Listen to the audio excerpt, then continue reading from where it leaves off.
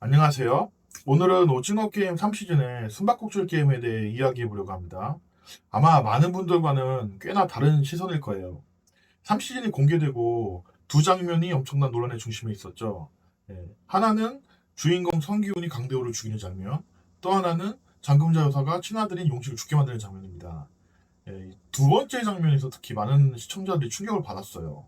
한 어머니가 자신과 혈연관계도 없고 만난 지 얼마 되지도 않은 처자 준이와 그녀의 아기를 살리기 위해 친아들의 등에 칼을 꽂는 모습 말이죠. 이 장면을 본 사람들이 어떻게 엄마가 아들을 죽일 수 있냐.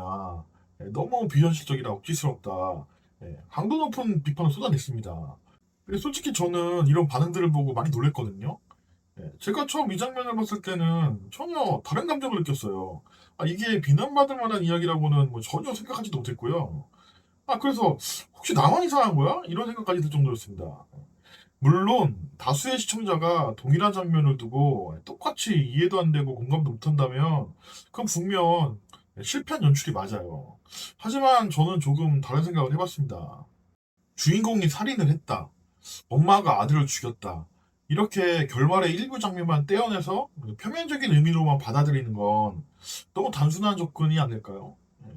이 끔찍한 결말에 어떻게 도달하게 되는지 그 과정을 모두 담고 있는 그 숨바꼭질이라는 시퀀스 전체를 들여다보면 황동혁 감독이 고심해서 마련해둔 어떤 장치라든지 이 상징들을 발견할 수 있을 거라고 저는 확신합니다. 오늘 영상에서는 3시즌 1화 칼과 열쇠, 2화 별이 빛나는 밤에 걸쳐 펼쳐지는 이 숨바꼭질 게임을 심층적으로 공략해 보겠습니다. 단순히 누가 누구를 죽였다가 아니라 왜 그런 선택을 할 수밖에 없었는가에 초점을 맞춰서요. 본격적인 공략에 앞서 우리는 오징어 게임의 대전제를 다시 한번 상기해야 돼요. 이 게임은 절대 공정하지도 평등하지도 않습니다. 단지 궁지에 몰린 인간을 악하게 만드는 시스템일 뿐이죠. 참가자들을 정신적 한계 상황까지 내몰아서 심리적인 압박을 가하고 그 과정에서 사람이라면 절대 하지 말아야 할 끔찍한 선택을 강요합니다. 참가자들이 악하게 변하는 본질적인 문제는 이 악마 같은 게임 시스템 때문인 거죠. 6일 동안 하루에 한 번씩 참여해야 되는 6종류의 게임들, 무궁화 꽃이 피었습니다로 시작해서 오징어 게임으로 끝나는 이 6단계 스테이지, 일시를 통해 우린 이제 알고 있죠. 이 6개의 게임들은 단순히 나열되어 있는 게 아니에요.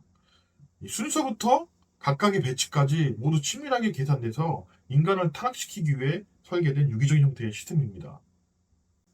이 6개의 게임에 대해서 간략하게 한번 제가 얘기를 해드릴게요. 첫 번째 게임 무궁화 꽃이 피었습니다. 두 번째 게임 1시즌에서는 달고나였고요. 2시즌에서는 5인 육각 경기였어요. 첫 번째와 두 번째 게임, 이 게임들의 공통점이 뭘까요? 이건 참가자들은 이 게임을 통해 성공이 곧 생존이고 탈락이 곧 죽음이라는 사실을 체험하게 돼요. 근데 이 세 게임 모두 나의 성공이 다른 이의 탈락에 아무런 영향을 주지 않습니다. 무궁화 꽃이 피었습니다 해서 내가 빨리 달려도 뒤처진 사람이 더 위험해지는 건 아니고 달고나 게임에서도 내가 잘 뽑는다고 해갖고 옆 사람이 더 어려워지는 건 아니죠. 5인육각 경기도 마찬가지예요. 수많은 타락자가 생기고 수많은 사람들이 시스템이 살해당해요. 하지만 생존한 참가자들에게 내가 저 사람을 죽인 건 아니야 라는 방어 기제를 작동시키죠. 나는 그냥 내 게임만 집중했을 뿐이지 뭐 저 사람들이 죽는 건 자기들의 실력이 없어서 그런 거니까 내 책임은 아니야 라고요. 이 단계에 있는 목적은요.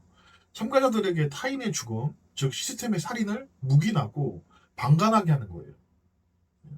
자, 세 번째 게임은 1시즌에서는 줄다리기, 2시즌에서는 그 둥글게 짝짓기 게임이었죠. 세 번째 게임에 이르면 상황이 완전히 달라집니다. 이제는 내가 살기 위해 선택한 행동이 누군가의 죽음에 직결하죠. 줄다리기는 우리 편이 이기면 상대편이 떨어져서 죽습니다. 짝짓기 게임도 마찬가지예요. 내가 생존하기 위해선 반드시 다른 팀 누군가를 죽음으로 밀어 넣어야 돼요. 하지만 여기서도 시스템은 완충 장치를 마련해줬어요. 뭐 팀게임이라는 형태죠. 개인이 직접 칼을 들고 누군가를 죽이는 게 아니라 팀 전체의 선택이 다른 팀의 운명을 결정합니다. 이건 어쩔 수 없었어. 나 혼자만의 결정이 아니야. 우리도 살아야 하니까. 뭐 팀게임에서 지는 쪽이 죽는 건 룰이니까. 죄책감은 팀원들과 나눠가지고 생존에 불가피한 선택이었다고 합리화하게 되는 거죠. 이 단계의 인지 목적은 참가들에게 간접적인 형태의 살인을 체험하게 하는 거죠. 그리고 마침내 네 번째 게임 숨바꼭질에 도달합니다. 1시즌에서는 구슬치기였죠. 이쯤 되면 시스템의 목적은 아주 명확해져요. 네 손으로 직접 한 명 죽여라. 더 이상 방관도 팀 책임도 없습니다. 내가 살기 위해서 무조건 상대방이 죽어야 돼요. 이전까지는 어쩔 수 없었다라는 자기 합리화 뒤에 숨어 있었던 참가자들에게 이제는 그 어떤 변명도 통하지 않는 순수한 살인을 강요하는 겁니다. 그야말로 가장 고통스럽고 극악의 정말 거지 같은 단계죠. 여기서 살아남는 인간은 더 이상 인간이 아닌 괴물이 될 테니까요. 왜 이 시점일까요? 곧 VIP가 당도하는 시점이니까요. 남은 참가자들을 수동적인 말이 아니라 능동적으로 서로 죽고 죽이는 경기마로 완벽하게 조련해놓기 위한 거예요. 그러니까 이 시스템이 인간을 악하게 만든다는 전제를 우리는 절대 잊으면 안 돼요. 성균이 강대호를 죽이는 거, 장금자 여사가 용식을 죽이는 거, 숨바꼭질 게임 안에서 벌어지는 모든 선택은 정상적인 상황에 정상적인 판단하에 이루어지는 게 아니죠. 제한된 시간, 희박한 생존율, 강요된 살인이라는 극악의 압박 속에서 펼쳐지는 처절한 몸부림일 뿐인 거죠. 이 관점 없이 그냥 단순히 누가 누구를 죽였다고 이런 식으로만 보면 황동혁 감독이 정말 하고 싶었던 이야기는 놓치게 되는 거라고 저는 생각을 해요. 자, 이제 4단계 게임인 숨바꼭질에 대해서 면밀히 한번 알아보죠. 게임 시작 전에 운영자들은 참가자에게 어떤 선택의 기회를 주지 않아요. 그저 뽑기 운에 따라서 빨간 팀, 칼을 들게 되는, 그리고 파란 팀, 열쇠를 갖게 되는 팀으로 나눠질 뿐이죠. 살인을 해야 되는 칼과 도망쳐야 하는 열쇠는 이 시점에서는 시스템이 일방적으로 강요한 역할일 뿐인 거죠. 개인의 의지나 선택과는 무관하게 어쩔 수 없이 수용하게 되는 운명 같은 거예요.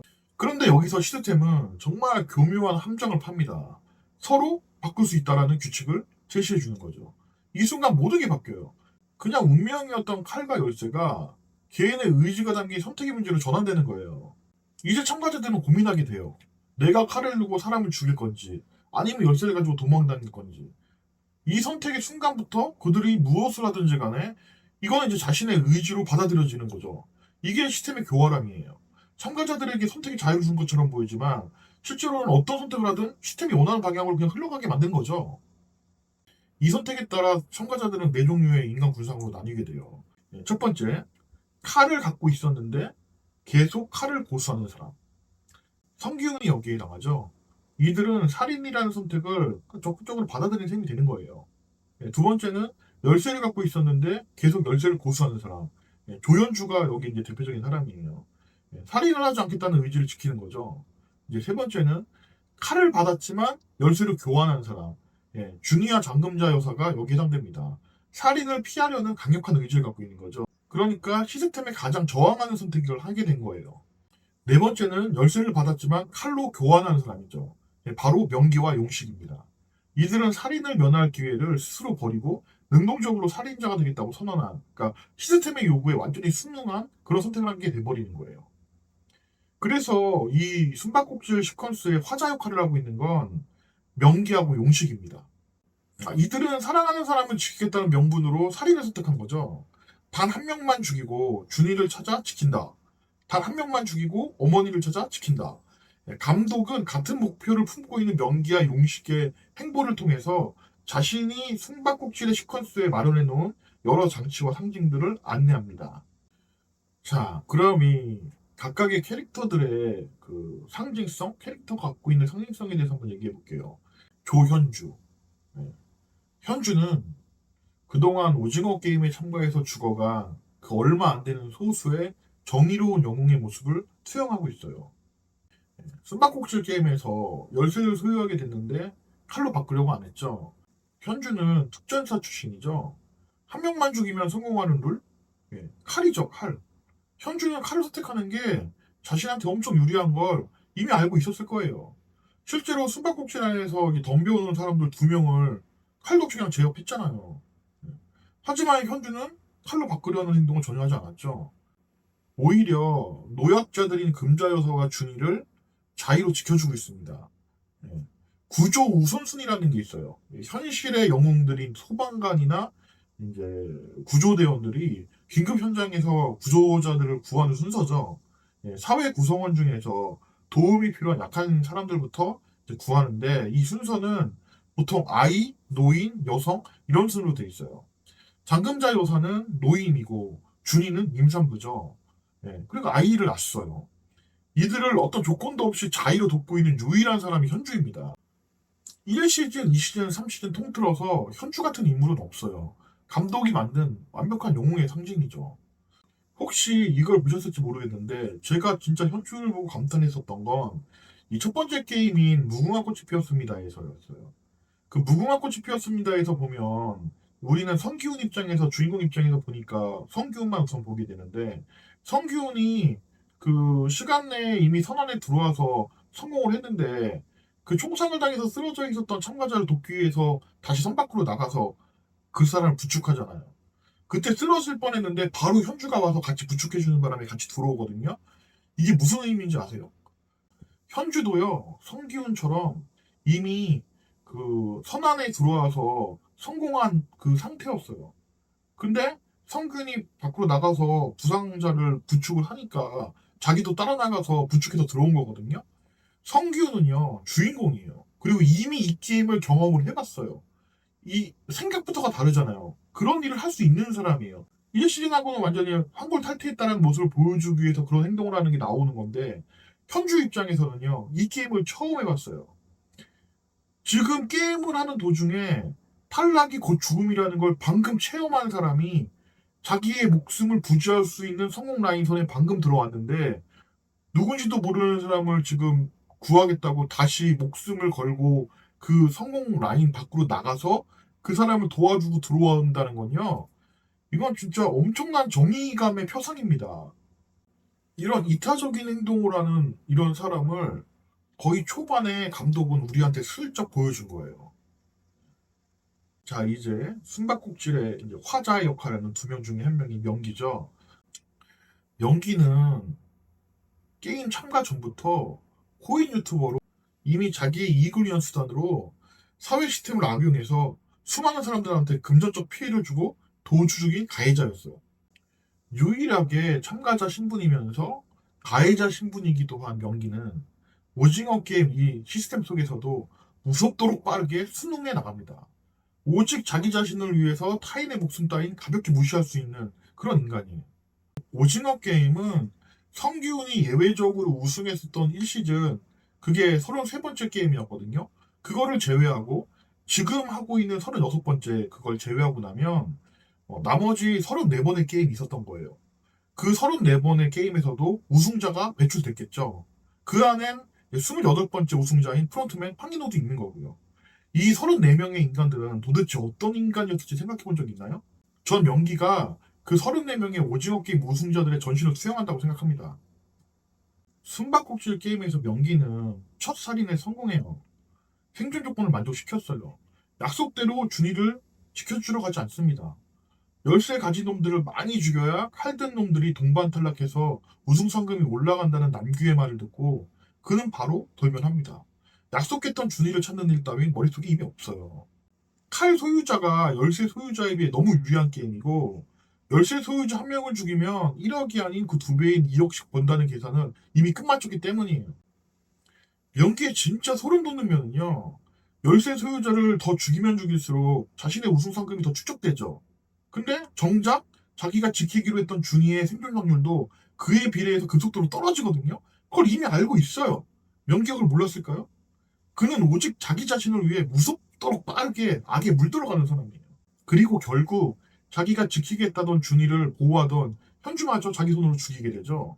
명기는 프론트맨을 포함한 이 시스템의 수능에서 승리한 모든 우승자들의 전신을 상징하는 인물입니다. 숨바꼭질에 화자가 두 명 있다고 했죠. 한 명이 명기, 두 번째가 용식입니다. 명기와 용식은 그 스펙트럼의 양 끝에 있는 그 대척점에 있는 인물들이에요. 용식은 어땠을까요? 용식은 아무도 죽이지 못해요. 사람을 죽이지 못하니까 어머니를 찾아다닐 여유조차 없는 거죠. 어머니한테 늘 무언가를 하겠다고 약속을 하지만 능력 부족으로 언제나 아무것도 해내지 못하는 그의 인생은 그런 거예요. 그런데 이 캐릭터 어디서 많이 본 것 같지 않아요? 네. 늙은 어머니한테 기생해서 사는 한심한 중년남. 네. 노름빛 도박꾼. 참 무능력하지만 선한 본성. 누구죠? 예, 맞습니다. 황동혁 감독은 용식에게 1시즌의 성기훈을 그대로 투영시켰어요. 그리고 양동근 배우는 그만의 그 독특하고 그 누구도 따라할 수 없는 그 흉내낼 수 없는 연기로 기가 막히게 우리가 알고 있는 성기훈의 모습을 지우고 재해석했습니다. 네, 제가 정말 좋아하는 배우거든요. 그렇게 아무런 소득 없이 고생만 죽도록 하다가 5분의 시간을 남기고 자기가 지켜주겠다고 약속했던 엄마를 드디어 마주하게 되는 거죠. 그리고 그 어머님 곁에 준이를 발견하게 됩니다.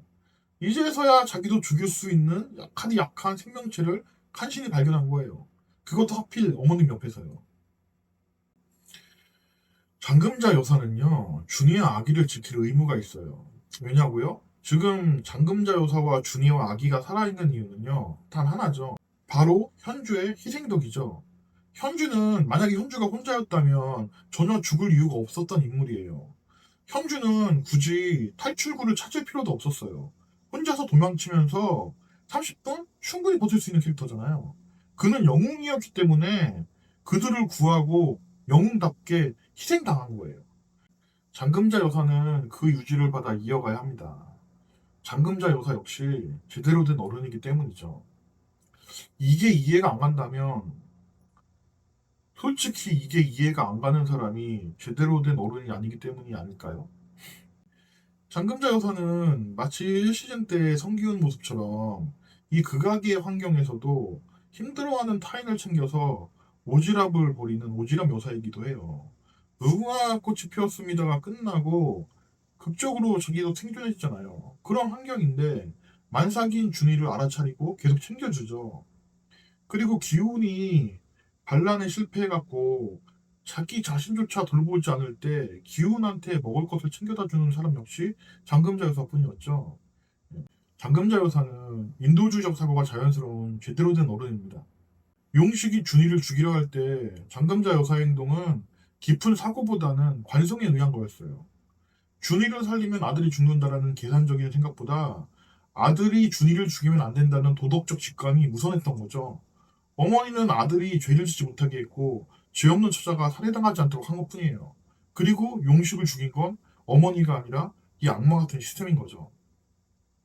1시즌에서 자기 살기 바빠 아무도 도움을 주지 않았던 노인 오일남을 유일하게 챙겼던 인물이 성기훈이죠. 그 성기훈도 네 번째 게임 구슬치기에서 도덕성을 시험당해요. 끝내는 오일남을 속여 자기가 살려고 했죠. 시스템에 굴복하고 인간의 길 포기해야 할 뻔했었던 성기훈이 자기 손을 더럽히지 않고 구원받을 수 있었던 이유는 오일남의 용서와 희생덕이었습니다. 동일한 시퀀스인 네 번째 게임 숨바꼭질에서 살인만이 곧 생존인 용식도 똑같이 시스템에 굴복해서 죄 없는 처자를 죽이려는 상황이었던 거죠. 오일남이 성기훈을 구원했던 것처럼 장금자 여사는 용식을 구원한 겁니다. 그리고 현재 숨바꼭질 안에 성기훈은 시스템에 의해 몰락해 강대호를 죽이고 타락하잖아요. 감독은 이 부분을 교차 편집해서 용식과 대비시켰어요. 3시즌의 성기훈은 강대호를 죽이면서 시스템이 원하는 타락을 맞이합니다. 그런데 1시즌의 성기훈을 상징하는 용식은 어머니 덕에 타락을 면하고 시스템에 의해서 죽죠. 이건 지금의 성기훈에게서 과거의 성기훈이 완전히 사라진다는 너무나도 탁월하고 잔인한 운유인 거죠. 숨바꼭질 시퀀스의 결말은 엄마가 아들을 죽였다는 자극적인 이야기가 아니죠. 이것은 생명과 인간성 중 무엇이 더 중요한가에 대한 감독의 묵직한 질문이고, 이 지옥 속에서 아들의 영혼을 구원한 한 어머니의 위대한 선택에 대한 비극적인 찬가입니다. 몰락에서 타락으로 이어진 성기훈에게 진정한 영웅이었던 조연주의 의지가 용식과 장금자 여사로 이어져 준이의 아기를 살리기 위해 다시 일어난다는 서사로 발전하는 거죠. 장금자 여사가 용식이 죽은 후 바로 아들 용식 곁으로 가지 못한 건 게임 후에 있을 투표 때문이었어요. 정확히는 준이와 아기를 밖으로 내보내기 위한 X표 하나가 굉장히 중요하다는 걸 알고 있었던 거죠. 그 X표 하나를 행사하고 준이와 아기가 나가길 희망한 거였어요. 하지만 숨바꼭질이라는 게임 자체가 나가려는 인간을 몰살하고 게임을 지속하려고 하는 목적이 다분한 게임이었죠. 그래서 열쇠를 선택한 사람들이 죽도록 일부러 탈출구의 열쇠가 세 쌍이 다 필요하다는 사실을 숨긴 거고요. 아주 뭐 같은 시스템인 거죠. 그래서 장금자 여사는 투표 때 제발 저 준이와 아기를 나가게 해달라고 사람들한테 절규의 부탁을 한 겁니다. 장금자 여사는 투표 관계없이 용식 곁으로 가려고 했어요. 다만 준이와 아기가 나가지 못하게 되자 성기훈에게 부탁하고 아들 곁으로 가신 거죠. 이 추악한 오징어 게임 시스템 안에서 현주는 이상이었고 장금자 여사와 용식은 마지막 인간성이었으며 준이의 아기는 희망을 상징합니다. 명기는 시스템에 순응한 전형적인 우승자들을 운유하고요. 마지막으로 숨바꼭질 시퀀스에서 감독은 아주 흥미로운 그리고 소름 끼치는 질문 하나를 관객에게 던집니다. 예, 바로 만약에라는 과정이죠.